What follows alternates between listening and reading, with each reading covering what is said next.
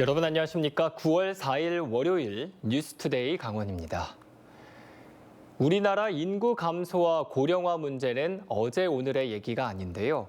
다행히 지난 10년 동안 강원도는 외부 인구 유입이 늘어나면서 3만 명 넘게 늘어났습니다. 하지만 강원도의 미래를 책임질 10대와 20대의 인구 유출이 심각한 상황인데요. 청년 인구는 왜 감소했는지 김도균 기자가 취재했습니다. 2016년 춘천으로 귀농한 송현빈 씨 가족. 연고도 없는 곳으로 와 양파와 고추 농사를 하면서 4년 만에 집도 새로 마련했습니다. 원래 살던 경기도 안양보다 집을 지은 땅값도 저렴했고 자연 환경도 좋아 부부의 귀농 만족도는 높습니다. 하지만 가수를 꿈꾸는 자녀는 수도권에 따로 거주해 한 가족 두 살림을 하고 있습니다.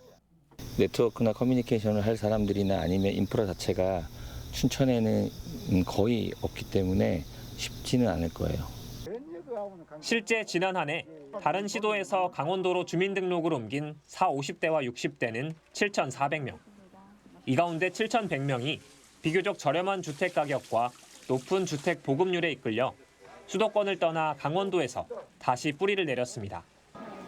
하지만 10대와 20대는 강원도 순유출 현상이 뚜렷했습니다. 10대는 100명, 20대는 2,600명이 다른 시도로 빠져나갔습니다.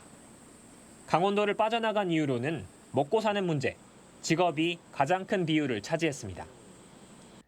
강원도 20대의 경제활동 참가율은 59.2%, 수도권 평균인 68.7%보다 낮은데 10년 전보다 격차가 커졌습니다.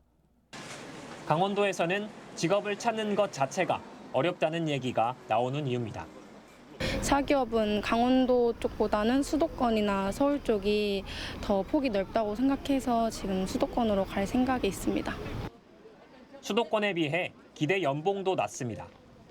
2021년 기준 강원도 근로소득은 평균 3,080만 원이었는데 수도권 4,749만 원을 크게 밑돌 뿐 아니라 전국 4,125만 원에도 미치지 못하는 수준입니다. 일자리 자체도 많은 데다 같은 일을 하더라도 더 많은 연봉을 받을 수 있는 수도권 취업 선호 현상은 결국 젊은 세대의 탈강원도라는 악순환고리로 이어집니다. 서울에서 취업이 되면 아마 서울에서 일을 할 것 같지만 서울에서 만약 취업이 안 된다면 강원도 쪽에서 또 일하는 게 괜찮다고 생각합니다. 사회와 산업의 동력이 되는 20대가 직업 문제로 강원도를 빠져나가는 현상이 확인되면서 일자리의 양과 질을 모두 개선하는 것이 가장 중요한 문제로 떠올랐습니다. MBC 뉴스 김도균입니다.